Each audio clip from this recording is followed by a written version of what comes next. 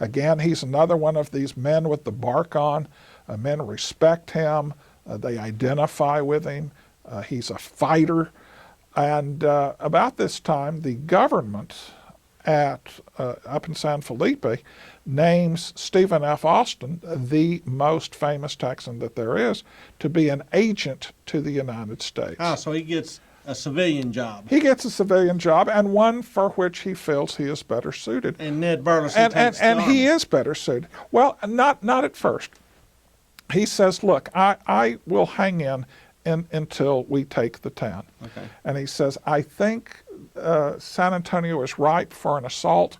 And he calls all of his men together and says, I think San Antonio is ripe for an assault. Let's do it tomorrow. And they say, we don't agree with you. That's Austin telling them, let's go, and they say no? Then they say, no, we disagree. Wow, I thought Texans were always up for a fight, Steve. Not on this occasion. They really do seem to be fearful of those Mexican defenses.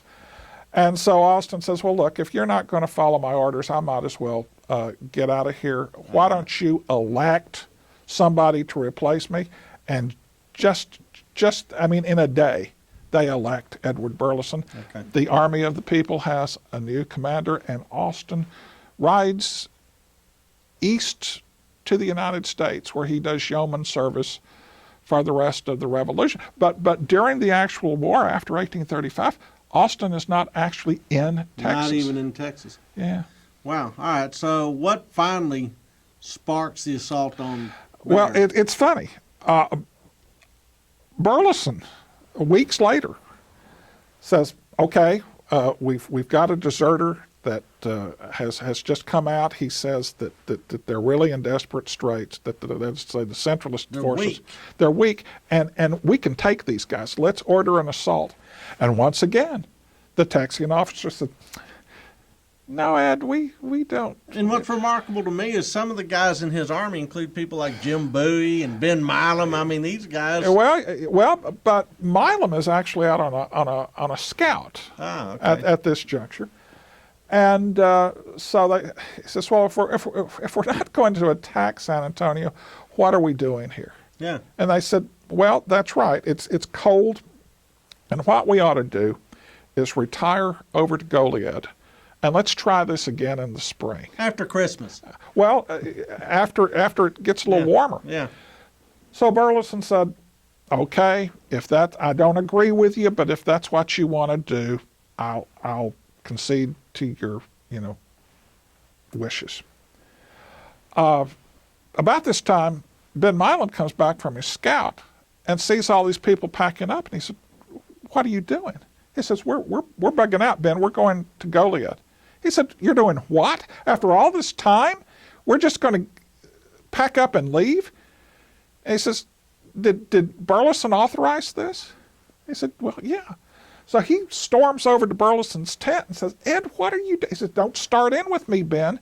He said, I don't think this is a good idea, but I was outvoted." He said, "Well, let me ask you this.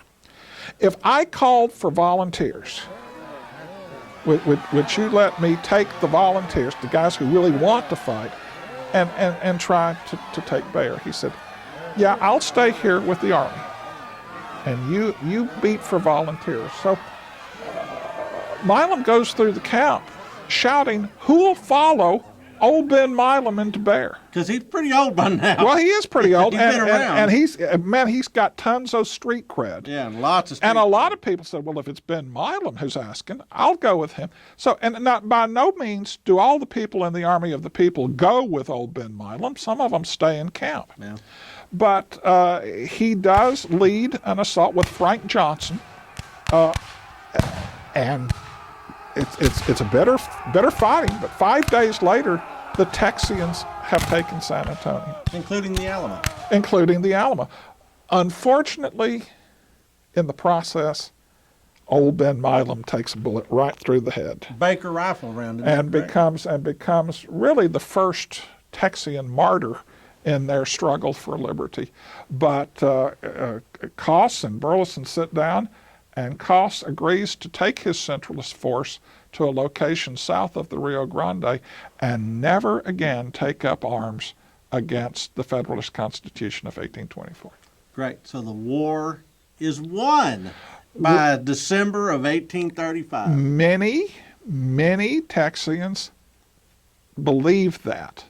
What they don't know is the Hebel himself, Antonio Lopez de Santana, is marching north with the main Mexican army, and he is going to put the kibosh on these uppity Texians. But he's not going to arrive until the next year, 1836. All right. And that gets ahead of the story because the Texans have to do some swirling first before they kibosh. That's right. All right. That's coming.